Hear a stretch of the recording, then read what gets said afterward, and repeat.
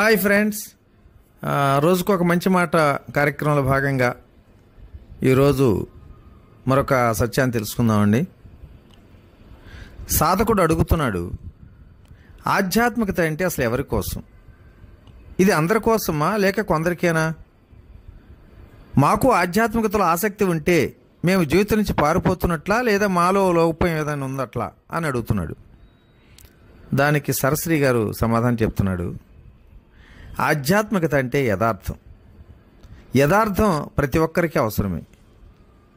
ఏదైనా వస్తువును ఉపయోగిస్తూ దాని గురించి ఏమాత్రం తెలియకుండా ఉంటే మరి ఎలా ఉంటారు ఎవరైనా అలా? ఇక్కడ చిన్న ఉదాహరణ ద్వారా మనం దీన్ని అర్థం చేసుకుందాం. మీరు ఒక కలాన్ని అంటే పెన్నును వాడుతున్నారనుకోండి, అది ఎలా రాస్తుందో తెలుసుకోవాలనుకుంటారు కదా. దాంట్లో ఎన్ని రీఫిల్స్ ఉన్నాయి, ఒకటా లేక రెండా లేదా ఇంకెక్కువ? నిజానికి మీరు దాని గురించి అంతా తెలుసుకోవాలనుకుంటారు. పెన్లో 4 రంగుల రీఫిల్స్ ఉంచి మీరు చూసుకోకుండా ఒకే రంగుతో రాసుకుంటున్నారనుకోండి, ఏమవుతుంది? నిజం తెలిసాక మీరెంతో బాధపడతారు. అరే, నాకెవరైనా ఇందులో 4 రంగులు రీఫిల్స్ ఉన్నాయని చెప్పుంటే మరి దాన్ని పూర్తిగా ఉపయోగించుకునేవాడిని కదా అని అనుకుంటుంటారు. అదేవిధంగా ఆధ్యాత్మికత ఈ అంశాలను వెలుగులోకి తెస్తుంది. మీకు ఇవ్వబడినటువంటి మానవ శరీరం యొక్క పూర్తి సామర్థ్యం ఏమిటి? శరీరపు సాధ్యాసాధ్యాలు ఏమిటి? మీ శరీరంలో దాగున్న నిధి ఏంటి? ఆధ్యాత్మికత మీలోని నిధి గురించి మీకు జ్ఞాపకం చేస్తూనే ఉంటుంది. ఈ కారణంగా ఆధ్యాత్మికత ఏ కొందరికో కాదు, ఇది అందరిదని, ప్రతి ఒక్కరిదని చెప్పొచ్చు.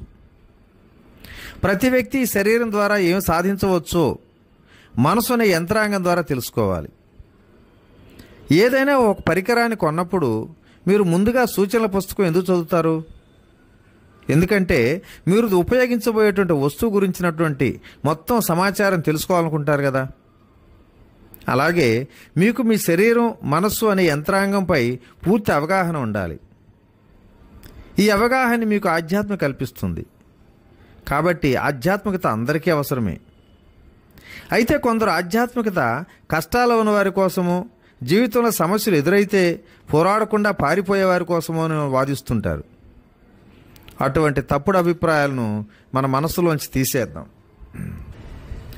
మీరు మీ జీవితపు తొలి దశలో 15 సంవత్సరాలు స్కూల్లోనూ కాలేజీలోనూ చదువుకుంటారనుకోండి.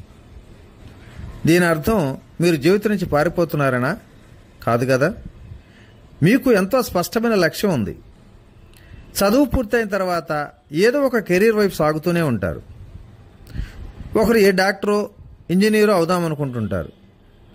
బడికి వెళ్ళటానికి, ఇంట్లోంచి పారిపోవటానికి, బడికి వెళ్ళటానికి ఇంట్లోంచి పారిపోవటానికనే అనుకుంటారా? లేదు కదా. అయితే భవిష్యత్తులో ఇంటిని నడపడానికి కావలసినటువంటి సామర్థ్యాన్ని సంపాదించుకోవడం కోసమే ఆ చదువు. ఎవరైనా సరే నేను కాలేజీ చదువయ్యాక ఇంటికి రాను, అక్కడే ఉండిపోతానని అన్నారనుకోండి, అప్పుడు అతని జీవితం నుంచి పారిపోతున్నట్టే లెక్క. జీవితంలో మంచి పనుల్లో భాగం కావాలనుకునే వారి కోసమే ఈ ఆధ్యాత్మికత. సరైన మార్గంలో నిస్వార్థమైన సేవ చేద్దామనుకునే వారి కోసమే ఈ ఆధ్యాత్మికత. ఇతరులకు సాయపడాలనే గాఢమైన కోరిక, దివ్య ప్రేమ కొరకే ఈ ఆధ్యాత్మికత. కొంతమంది సాటి మనుషుల కష్టాలు దూరం చేయాలనుకుంటారు. అలాంటి వారికి ఆధ్యాత్మికత ఎంతో అవసరం కూడా. ఇలాంటి వారు ఇతరులకు సాయపడటమే కాక తమకు తాము కూడా సాయం చేసుకుంటుంటారు. ఎలాగంటే వారు ఆధ్యాత్మికత ఉద్దేశాన్ని పూర్తిగా తెలుసుకుంటారు కనుక. అన్ని చోట్ల దుఃఖమే ఉందని బుద్ధుడు గ్రహించాడు. అయితే ఆ దుఃఖమే ఆయనకి ప్రేరణ ఇచ్చింది. దాన్ని నివారించగలిగాడు. కొంతమంది జీవితం అంటే ఏమిటి, సత్యం అంటే ఏమిటి అనేటువంటి ప్రశ్నలకు జవాబులు తెలుసుకోవటానికే ఆధ్యాత్మికతను ఆశ్రయిస్తారు.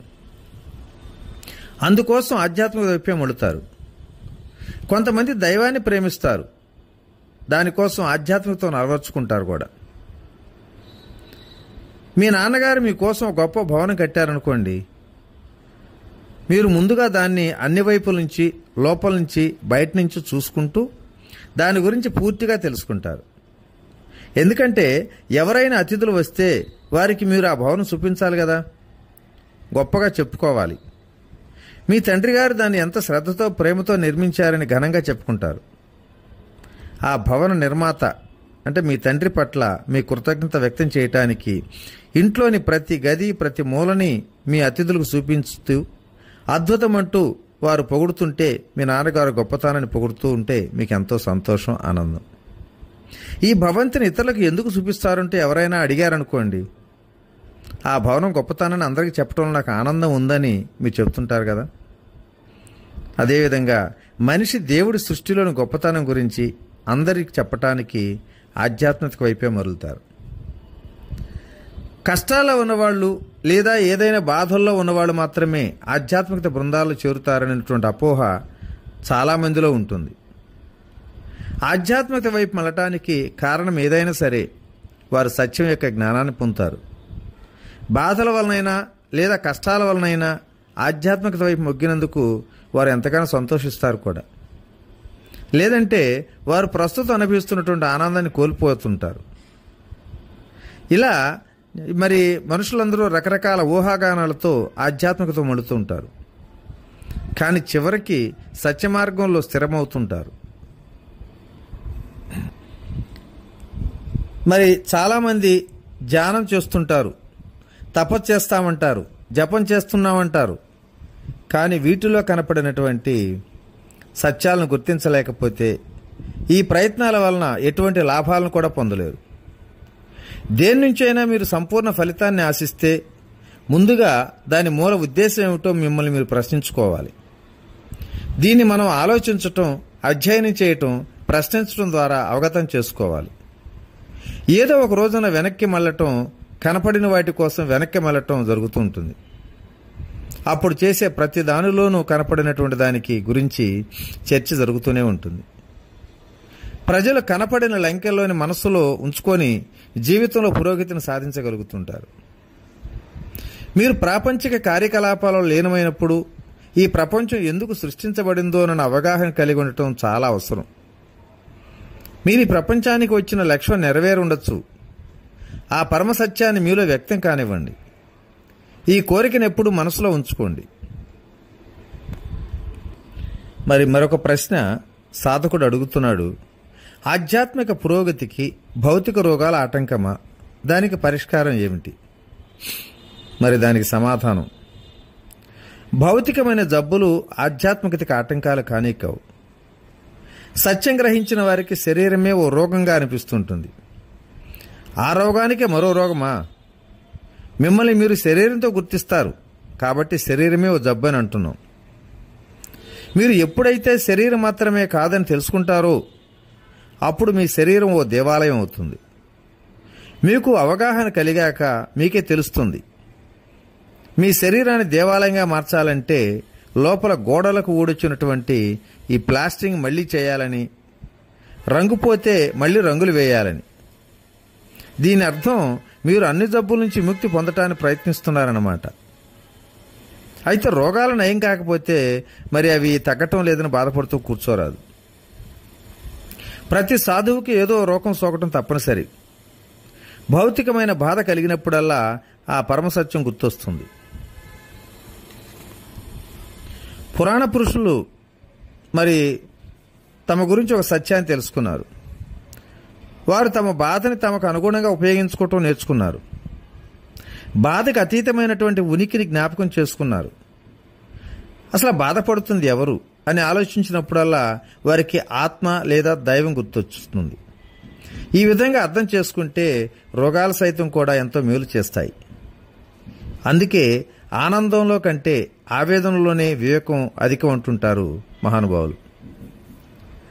సత్యాన్ని గ్రహించడంలో ఇన్ని ఆటంకాలని కొందరు ఆశ్చర్యపోతుంటారు. నిజానికి అసలు ఏ ఆటంకం లేదు. సత్యాన్ని తెలుసుకోవటానికి ఏ ఆటంకం కల్పించబడలా. రోగాలు కూడా ఆటంకాలుగా సృష్టించబడలా. కానీ మనం అలా భావిస్తాం అంతే. నరకం అనేది అసలు లేనే లేదు. జనాలు వారి వారి నమ్మకాల వలన నరకాన్ని అనుభవిస్తుంటారు. నిజానికి నరకం అనే దాన్ని దైవం సృష్టించలా. ఇదే విధంగా భౌతికమైన జబ్బులు ఆధ్యాత్మిక పురోగతికి ఆటంకాలు కానే కావు. అయితే దీని అర్థం జబ్బు చేసినప్పుడు మీరు దానికి తగిన చికిత్స చేయించుకోకూడదు అని మాత్రం కాదు. ఎన్ని ప్రయత్నాలు చేసినా కొన్ని జబ్బులు నయం కాకపోతే సత్యాన్ని మనం గుర్తు చేసే సాధనంలా దాన్ని వ్యవహరించనేయండి. గత జన్మ పాప ఫలితాలలా అని చెప్పి నిరంతరం ఈ సత్యాన్ని జ్ఞాపకం చేస్తుంటే అది మీకు మేలు చేస్తున్నట్లే కదా. తల మీద బరువును మోస్తున్న కూలి గమ్యం చేరగానే బరువు దింపుకుంటాడు. మరి అతను బాధపడతాడా, సంతోషిస్తాడా? సంతోషంగానే ఉంటాడు కదా. ఇదే విధంగా మనం మన శరీరాన్ని మోస్తూ తిరుగుతున్నాం. ఊబకాయంతో ఉన్న వారి పరిస్థితిని ఊహించండి. వారు కూడా కూలీలాగే అధిక బరువును మోస్తున్నారు కదా. కాబట్టి సాత్విక ఆహారం తీసుకోవటమే ఉత్తమమని, ఆదర్శవంతమైన జీవితం గడపాలని, శరీరాన్ని యోగ్యంగా ఉంచుకోవాలని మరి మహానుభావులు సూచిస్తూ ఉంటారు. నేటి రోజుల్లో మీ శరీరం ఊబకాయమైన, పూర్తిగా నయం కాని జబ్బేదైనా, అంటే వంశపారంపర్యంగా కానీ మరే విధంగా అయినా కానీ మీకు సోకిన దిగులు మాత్రం చెందొద్దు. మిమ్మల్ని మీరు అపరాధ భావంతో చూసుకోవద్దు.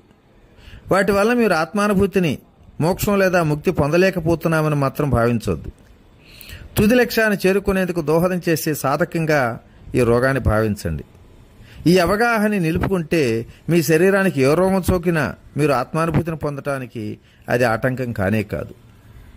మరి ఈరోజు ఈ సత్యాలను ఇంతటితో తరిమించుకుందాం. రేపు మళ్ళీ కలుసుకుందాం. ఓకేనా? ఇట్లు మీ Ramireddy Manasarao. Okay, thank you.